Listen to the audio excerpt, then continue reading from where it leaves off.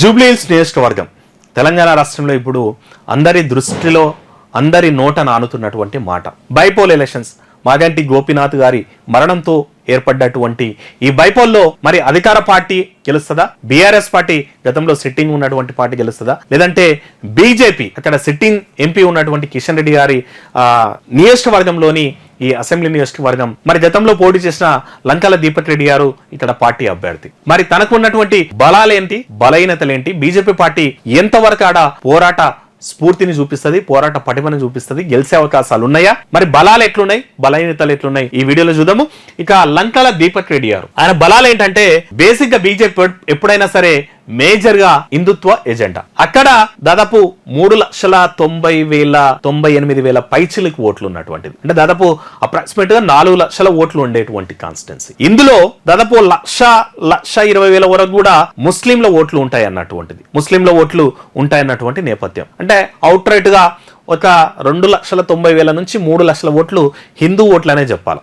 Basic గా ముస్లింల ఓట్లు ఎక్కువ ఉన్నాయి కాబట్టి ఇది మైనారిటీలకు కలిసి వచ్చేటువంటి కాన్స్టిట్యున్సీ అంటారు. కానీ మిగిలిన దాదాపు 2,90,000 నుంచి 3 లక్షల ఓట్లు హిందూ ఓట్లు ఉన్నటువంటిది. అంటే బీసీలు మెజారిటీ ఓట్లు ఉన్నటువంటిది, ఓసీ ఓట్లు కూడా దాదాపు 60,000-70,000 ఓట్లు ఉన్నటువంటి నేపథ్యం. ముదిరాజులు గాని, మున్నూరు కాపు గాని, రజక గాని, ఎస్సీ గాని, ఎస్టీ గాని ఈ అన్ని ఓట్లు కూడా అంటే నాన్ ముస్లిం వచ్చేసి దాదాపు 2,80,000 నుంచి 3 లక్షల ఓట్ల వరకు ఉంటే ముస్లిం ఓట్లు 80,000 నుంచి 1,00,000 వరకు అనుకోండి, 1,00,000 నుంచి 1,20,000.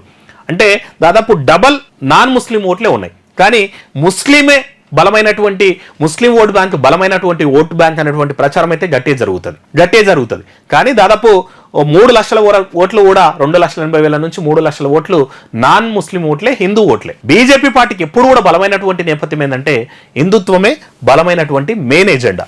ఇక చాప కింద నీరులా గ్రౌండ్ వర్క్ చేస్తుంది. అంటే నేను మన ప్రచారం కూడా సోషల్ మీడియాలో జరుగుతుంది.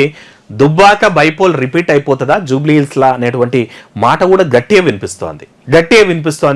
అంటే చాప కింద నీరులా ప్రచారం గట్టి అయితే చేసుకుంటున్నారు దీపక్ రెడ్డి గారు అన్నటువంటిది, బీజేపీ పార్టీ అనేటువంటిది కూడా చేస్తున్నారు. ఎందుకంటే మనం ఇక్కడ ఇంట్రెస్టింగ్ పాయింట్ ఏంటంటే ఆ ఏరియాలో బీజేపీకి జిహెచ్ఎంసీ ఎన్నికల్లో బలమైనటువంటి ఓటు బ్యాంక్ అయితే కనిపించింది.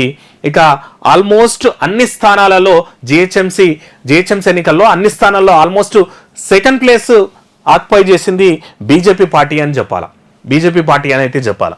ఇక గత ఎన్నికల్లో భారీగానే ఓట్లు, ఎందుకంటే అసెంబ్లీ ఎన్నికల్లో లంకల దీపక్ రెడ్డి గారికి కూడా దాదాపు 25,000 పైచిలకు ఓట్లు వచ్చినటువంటి నేపథ్యం ఉంది. ఇక పార్లమెంట్ ఎన్నికల్లో ఆ సెగ్మెంట్ అనేటువంటిది, ఆ పార్లమెంట్ సికింద్రాబాద్ సెగ్మెంట్ లో బీజేపీ అభ్యర్థి కిషన్ రెడ్డి గారే గెలిచినటువంటి నేపథ్యం ఉంది. ఇక గతంలో టీడీపీలో పనిచేసిన అనుభవంతో ఆ కనెక్షన్స్ కూడా లంకల దీపక్ రెడ్డి గారు గతంలో టీడీపీలో పనిచేస్తారంట. ఆ నేపథ్యం కూడా, ఎందుకంటే ఆ టీడీపీకి కమ్యూనికేట్ అయ్యేటువంటి లింక్స్ అన్ని కూడా దీపక్ రెడ్డి గారికి సన్నిహిత సంబంధాలు ఉంటాయి కాబట్టి వాళ్ళందరూ కూడా దీపక్ రెడ్డి గారికి ఓట్లు వేసేటువంటి అవకాశం ఉందన్నటువంటిది. ఇక మనం చూసిండే ఏపీలో బీజేపీ తర్వాత జనసేన టీడీపీ అలయన్స్ కూడా ఉన్నటువంటి నేపథ్యం ఉంది. సో ఆ ఓట్లు అటు నుంచి ఇటు కూడా ఆ పనిచేసేటువంటి ఆంధ్ర సంబంధాలు, ఆంధ్ర లింక్స్ ఉన్నటువంటి ఓటర్లు ఎక్కువ ఉంటారు కాబట్టి జూబ్లీహిల్స్ లా ఆ ఓటర్లన్నీ కూడా ఓట్లన్నీ కూడా దీపక్ రెడ్డి గారికి పాజిటివ్ అయ్యేటువంటి అవకాశం ఉంటుందంట. ఇక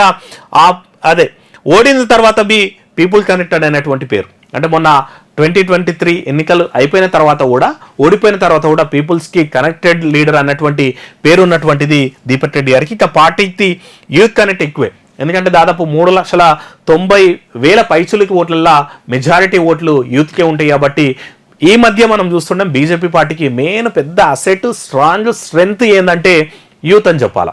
ఈ నేషనలిజం కానీ హిందుత్వ భావన అనేటువంటిది కూడా, అంటే ముస్లిం కమ్యూనిటీ ఎట్లయితే ఓటేనికి బయటకు వస్తారో అట్లా మొత్తం హిందూ కమ్యూనిటీ కూడా వస్తే ఆల్మోస్ట్ ముస్లిం ఓట్ల కంటే డబల్ ఓట్లు ఉన్నటువంటి ఓట్లు ఎవరంటే హిందుత్వ ఓట్లే కాబట్టి అది పెద్ద అసెట్ అయ్యేటువంటి అవకాశం దీపక్ రెడ్డి గారికి అయితే ఉంది. ఇక గత జిహెచ్ఎంసీ ఎన్నికల్లోనూ బీజేపీకి భారీగానే ఓట్లు, మోదీతోనే దేశాభివృద్ధి, మోదీ సెంట్రిక్ ప్రచారమే.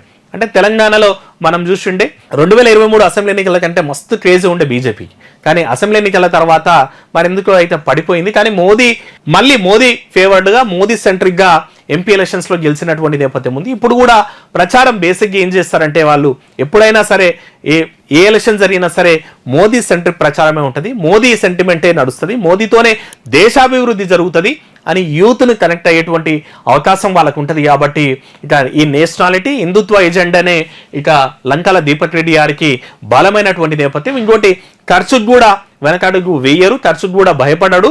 ఇక ఇట్లాంటి అన్ని పేర్లు ఉన్నాయి కాబట్టి ఇవన్నీ కూడా లంకల దీపక్ రెడ్డి గారికి బలమైనటువంటి మాటలని చెప్పాలి, ఇవి ఈయన బలాలని చెప్పాలి. మరి ఒక్కసారి బలహీనతలన్నీ చూసుకున్నట్టయితే బేసిక్గా కాంగ్రెస్కి వచ్చేసేమో అధికార పార్టీ అని చెప్పాలా, బీఆర్ఎస్ పార్టీకి ఏమో సిట్టింగ్ స్థానం అని చెప్పాలా, సెంటిమెంట్ వర్క్ అయ్యేటువంటి అవకాశం ఉంటుంది. బీజేపీకి ఇక మైనస్ ఏంటంటే అన్ని అంగులు ఉన్నటువంటి అధికార పార్టీ వీళ్ళకంటే కొంచెం ముందు అభ్యర్థిని ప్రకటించారు, బీఆర్ఎస్లో అందరికంటే ముందును ప్రకటించారు. కానీ బీజేపీ వాళ్ళేమో నానుస్తూ పోటీందని చెప్పేసి చివరి నిమిషంలో అభ్యర్థిని అయితే ఖరారు చేసినటువంటి నేపథ్యం ఉంది. ఇక టికెట్ దక్కని నేతలు, ఎందుకంటే దాదాపు చాలా మంది పేర్లు అయితే ప్రచారంలో వినిపించినాయి. కీర్తిరెడ్డి గారు కానీ, ఆకల విజయ్ గారు లాంటి వాళ్ళు కానీ, ఇక బండారు దత్తాత్రేయ గారి కూతురు కూడా పోటీలో ఉంటారు అన్నటువంటిది, అట్లా చాలా మంది పేర్లు అయితే వినిపించినాయి. వాళ్ళందరూ కూడా మరి దీపక్ రెడ్డి గారికి సపోర్ట్ చేస్తారా? ఎందుకంటే టికెట్ రాలేదని ఆవేదన ఉండొచ్చు, లేదనుకుంటే ఈరోజు గట్టిగా ఓట్లు పడితే రేపటి నాడు ఆయన్నే లీడర్గా ఫిక్స్ అయిపోతాడు, ఎగ్జిస్టెడ్గా ఉన్నటువంటి లీడరు. మళ్ళీ ఇప్పుడు ఓట్లు ఎక్కువ పడితే ఆయన సెటిల్ అయిపోయినట్టే జూబ్లీహిల్స్లో మనకు ఆశలు ఉండనటువంటి నేపథ్యం ఉండొచ్చు. మరి వాళ్ళందరూ సపోర్ట్ చేస్తారా లేదా అనేటువంటిది. ఇక ముస్లిం ఓట్లు నిర్ణయాత్మకంగా ఉండడం అంటే నేను ప్రతిసారి చెప్తున్నట్టు ఆల్మోస్ట్ వాళ్ళ 1,00,000 ఓట్లు ఉంటాయి, మిగిలిన 3 లక్షల ఓట్లు నాన్ ముస్లిం ఓట్లే ఉంటాయి, హిందూ ఓట్లే ఉంటాయి. కానీ ముస్లిం కమ్యూనిటీ నుంచి అందరూ కూడా ఓట్ సెంటర్కి వచ్చినట్టు, బూతులకు వచ్చినట్టు ఇక హిందూ ఓట్లు కూడా బయటకు వస్తాయి. ఎందుకంటే మనం ఆ కాన్స్టిట్యున్సీ చూస్తే జూబ్లీహిల్స్ కాన్స్టిట్యున్సీ చూసుకుంటే మనకి ఎప్పుడు కూడా 50% అటు ఇటు అంటే 1 ± 1 2 గింతే ఉంటుంది ఎప్పుడు కూడా. దాంట్లో మెజారిటీ పోలేటువంటివి ముస్లిం ఓట్లు ఉంటాయి. అట్లా ఆ పార్టీలకు బలంగా అంటే ముస్లిం ఫేవర్డ్గా ఉండేటువంటి, ముస్లిం ఓట్ల ఫేవర్డ్గా ఉండేటువంటి పార్టీలకు గెలుపు ఎక్కువ అవకాశాలు ఉంటాయి. కానీ దాదాపు వాళ్ళకంటే డబల్ ఉన్నటువంటి నాన్ ముస్లిమ్స్ హిందువులు కూడా పోలింగ్ బూత్కు సెంటర్కు రప్పించగలిగితే బీజేపీకి కూడా గెలిచే అవకాశాలు అయితే బలంగా ఉన్నాయి. కానీ మరి ఆ ఓట్లను ఎంతవరకు కొల్లగొట్టగలుగుతారు, బీజేపీ గెలుపు అవకాశాలు ఎట్లుంటాయంటే మాత్రం వేచి చూడాల్సిందే.